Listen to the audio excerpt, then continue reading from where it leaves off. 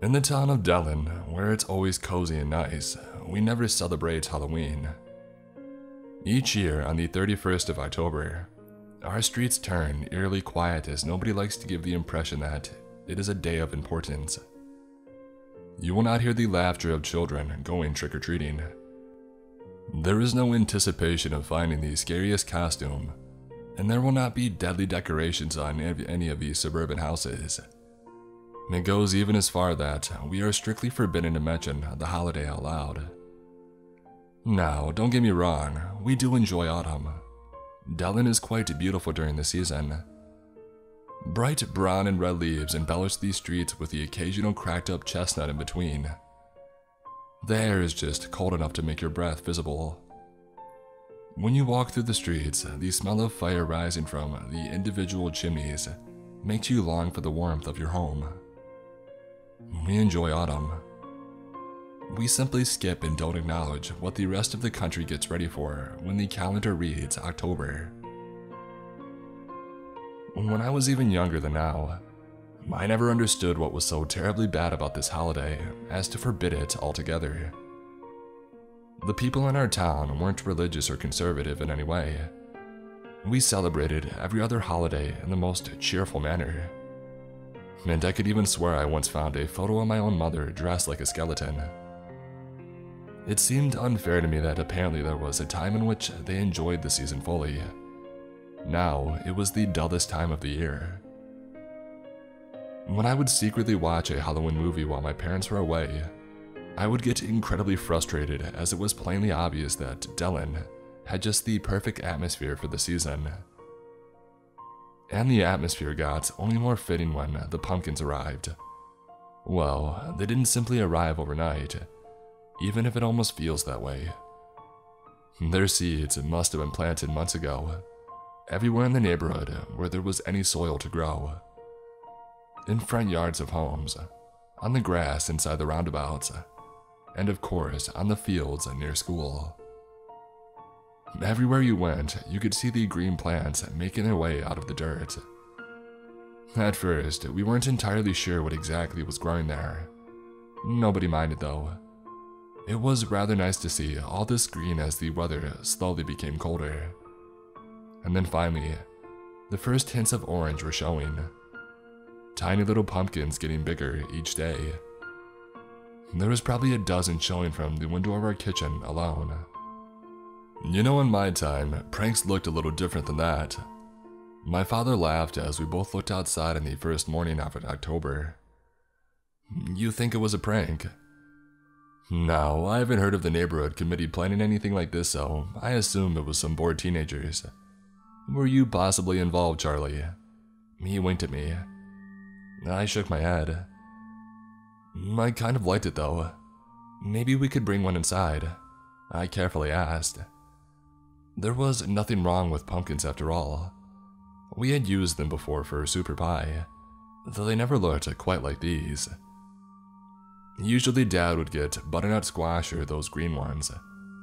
The ones that I had my eyes on, however, had just the perfect size and form for carving a tasty face inside.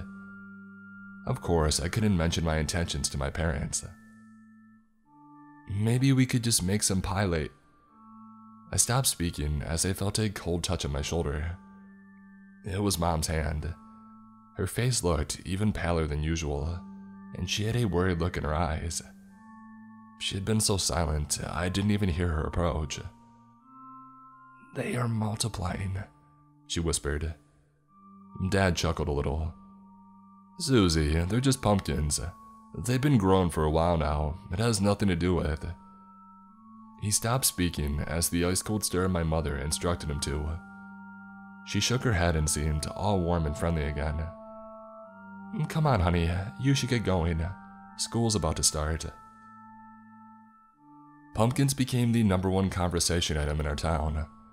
Some neighbors were wary of the so-called prank, just like my mother, perhaps as it reminded them of the forbidden holiday. Most, however, seemed delighted by the gift of autumn. It didn't take long until the first ones started to harvest the pumpkins before they would start to ripen and mold. Mrs. Finley, the old lady that lived opposite to us, had taken all of the ones that were growing in front of her house. When she opened the door, a sweet smell would escape and her porch was decorated with different sized pumpkins. I begged my mother to do the same. We didn't even have to carve them, but every time I even brought up the subject, her face would darken and she would distract from the subject. Dad had given up as well, and so we started ignoring the pumpkins. My parents stopped caring about them altogether. Or so it seemed, but it wasn't just our town that had turned full of them. They were all around our little town. Restaurants started using the flesh of the vegetables in new dishes. There were hot and even cold drinks created with them, and the small candy store in town even started making pumpkin caramels. They were omnipresent. I didn't want to disobey my mother. For some reason, this whole situation was turning her a little strange, and she was even more strict than usual. Still, those were only pumpkins. They had nothing to do with Halloween, and I had a hard time going along with her weird and illogical ways. At home, I would not speak of it, but I happily accepted the candy sample me and my friend Ben got from the candy maker. It was unbelievably good. We even got some pumpkin biscuits at the bakery on our way back from school. As unusual as it sounds, a part of me believed that maybe they really would have an effect on me. Maybe something awful would happen to me, but of course, none of that came true. They were only pumpkins after all. I felt just as healthy and happy. My stomach was simply a little bit fuller. However, while I couldn't sense any difference in myself, there sure was something changing on our streets. I noticed the first time at night. It must have been past 2 a.m. when there were rattling noises coming from just outside my window. Next thing, I suddenly heard steps, accompanied by quiet laughter and giggling. My body and mind were heavy from sleep, and so it took me a moment to realize that I was not dreaming. My body froze at the unusual sounds, but I told myself it just had to be some drunk kids stumbling back home, although our street was normally so quiet that you could hear your own breath. I slowly opened an eye and I could swear I saw some light outside. It looked warm and bright as if there were candles lit up.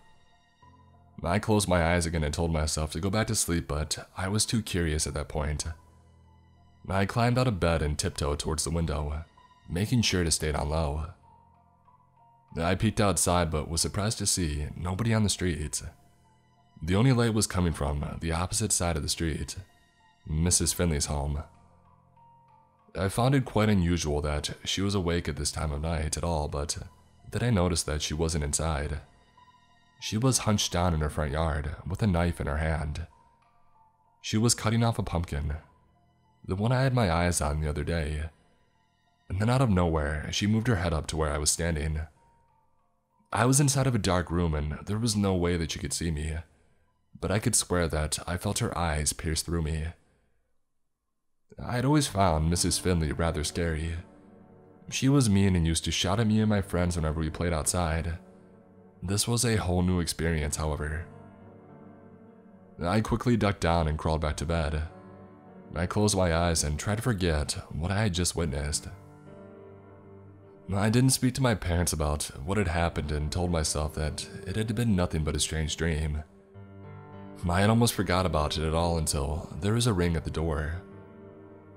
Without thinking, I went to the front and opened the door, only to be greeted by the yellow smile of Mrs. Finley herself. In her hands, she was holding a hot pumpkin pie. "Oh, hello, dear. I was baking all morning and thought I would bring you some. It fits the season, doesn't it?" she said and winked at me. I didn't know what to respond, but luckily, my mother had appeared behind me again. "Oh, what a lovely pie, Mrs. Finley, though that wasn't necessary at all. You see, I'm actually quite allergic to pumpkin, but thank you anyway." She already had her hand at the door, ready to close it. I could tell my mom was trying to be polite, but she seemed even more freaked out than me. Maybe she had seen the same thing as me last night. "Oh, nonsense. Let your child and husband enjoy it then," she promptly responded. The pie did smell amazing, sweet and with just a dash of cinnamon. My mother hesitated, but Mrs. Finley handed the tray over with such determination that she had no other chance than to accept it. She then turned around and walked back to her home without another word. Mom shut the door and walked to the kitchen with the pie. She opened the trash can and threw it right away. "Do not talk to that woman again, understood?" she said towards me. I nodded. "Mom, what the heck is going on? I saw her last night outside. What did you see? Was it just her or did you see anyone else?" She almost shouted. "Mom, what's going on? It was just her getting a pumpkin." My mother sighed and tried to smile, but half her face was twitching. "From now on until November begins, you will not leave this house when the sun goes down, understood? I'm gonna drive to the shop and get some supplies. Stay here and wait for your dad, alright?" She didn't even wait for my answer. I had no idea what was going on with her, but she wouldn't listen to any of my questions and basically stormed out of the door. Mom wasn't back until the afternoon when the sun was slowly starting to set. It seemed she had talked to my dad, however, because as soon as she was inside, they started preparing our home. They put locks on all the windows and doors and put dark fabric over all of the windows. "What is happening? Can you please talk to me?" I almost cried. I had never seen my parents this way. I felt like they were surely losing their minds. "Listen, Charlie. There's a reason we never celebrate this month in Dellen. It's because when we do, there is something else joining us. Someone we do never want to see," my father whispered. "It seems someone invited them to come back, honey. But don't worry, they'll be gone again soon." That's all the information that I got out of my parents. I had no idea what was going on, but after everything was finished, they went back to being almost normal. They cooked dinner, we sat by the table and talked about school, work, and all the other boring subjects. Every time I tried to bring up the oddness, they shut me right down. After dinner, we watched a movie in the living room. It was already quite late and I was just about to go to bed when the noises were back. A rattling just outside. The sound of sticks breaking on the ground. Laughter. But this time, my parents heard it as well. Mom's eyes shot wide open. She held a finger to her lips, signaling me to be quiet. Even Dad seemed to be shaking. The noises came closer. This time, it couldn't possibly just be Mrs. Finley. I heard different people giggling. They almost sounded like children. The sound was now right behind our door. First, there was scratching and then a loud knock. And another, and another. We'd stayed quiet and still, but it wouldn't stop. Somebody was knocking at the windows now. I wanted to believe that it was just another prank, but from the face of my mother, I could tell that it was something much worse. I don't know how much time had passed when the noises finally stopped, and I dared to speak again. "If you knew this would happen, why didn't we leave?" I asked. My mother had tears in her eyes when she answered, "Because we can't." When morning arrived and my parents finally removed the fabrics from the windows, I couldn't believe what kind of stupidity they pulled me into last night. I was scared shitless at the night, but now I couldn't understand what on earth they were thinking, and ultimately believed that my parents were actually the ones screwing with me. Maybe they wanted to teach me a lesson because they could tell how much I wanted to celebrate Halloween. I got even angrier when I realized what the noises outside had been coming from last night.